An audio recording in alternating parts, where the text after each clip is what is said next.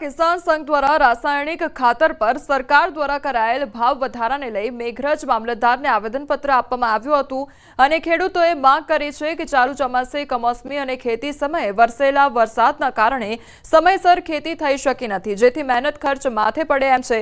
એમાં પણ આ ખાતરનો કમરતોડ ભાવ વધારો ખેડૂતોને પરવડે તેમ નથી, તેથી ખાતર પરનો ભાવ વધારો તાત્કાલિક પરત કરવા માટે માંગ કરવામાં આવી છે।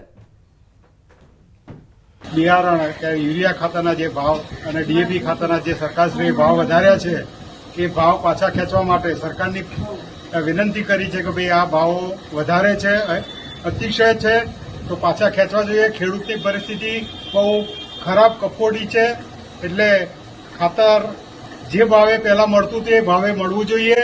માટે અપાયેલી જમીનનો વેપાર યુનિવર્સિટીનો પ્લોટ ભાડે આપી દીધો અને કોંગ્રેસ નેતાના ગુજરાત યુનિવર્સિટી પર ગંભીર આરોપ લગાવવામાં આવ્યા છે। કોંગ્રેસ નેતા પાર્થિવરાજ કઠવાડિયાના ગંભીર આરોપ સામે આવ્યા છે। 250 કરોડની જમીન ટેન્ડર વગર ભાડે આપી દીધી। યુથ કોંગ્રેસે રાજ્યપાલને ફરિયાદ કરવાની તૈયારી દર્શાવી છે। કોઈપણ ટેન્ડર વગર યુનિવર્સિટીએ 15,000 વાર જગ્યા 11 મહિનાના કોન્ટ્રાક્ટ પર ભાડે આપી દેવામાં આવી છે અને દૈનિક ભાડું 75,000 અને 20 લાખ એડવાન્સ ભાડું નક્કી કરવામાં આવ્યું હોવાનો દાવો પણ કરવામાં આવ્યો છે। ટેન્ડર કરવાની પ્રક્રિયા નહોતી આવતી, શું સિન્ડિકેટમાં મૂક્યું હતું? એટલે મને તો સ્પષ્ટપણે એવું લાગે છે કે આ દલા તરવાડી જેવો ઘાટ થઈને ઊભો છે કે હું લઉં 2-4 કે લઈ જાઉં ને 10-12, એટલે કે આ તો ક્યાં જમીનો છે, આપણે આપી દો, કાલે ઉઠીને આપણે ક્યાં ચિંતા કરવાની છે, એ પ્રકારની પરિસ્થિતિ ઊભી થઈ છે। ગુજરાત યુનિવર્સિટીમાં આ પ્રકારના કૌભાંડો ન થાય એની તકેદારી તરીકે વિદ્યાર્થીઓ, પૂર્વ વિદ્યાર્થીઓ, બધાની પૂર્વ વિદ્યાર્થી નેતાઓ બધાની જવાબદારી છે કે ગુજરાત યુનિવર્સિટીની જમીન આવી રીતે બારોબાર કોક ના પધરાવી જાય એ ચિંતા કરવાની આપણા સૌની છે। ગુજરાત યુનિવર્સિટીના વીસીએ કરી સ્પષ્ટતા, ગ્રાઉન્ડ ભાડે આપવાનું રદ કરી દેવાયું છે। તો ગ્રાઉન્ડ ભાડે આપવામાં ટેન્ડર પ્રક્રિયા હોતી નથી, તો એસી બેઠકમાં નિર્ણય કરવામાં આવ્યો હતો।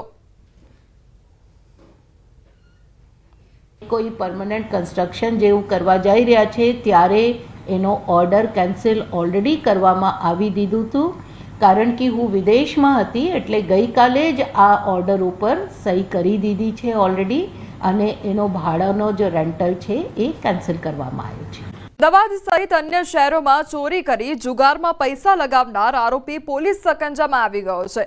નવરંગપુરા અને ઝોન 1 એલસીબી પોલીસે રાજુ ખત્રીને ઝડપી પાડ્યો છે।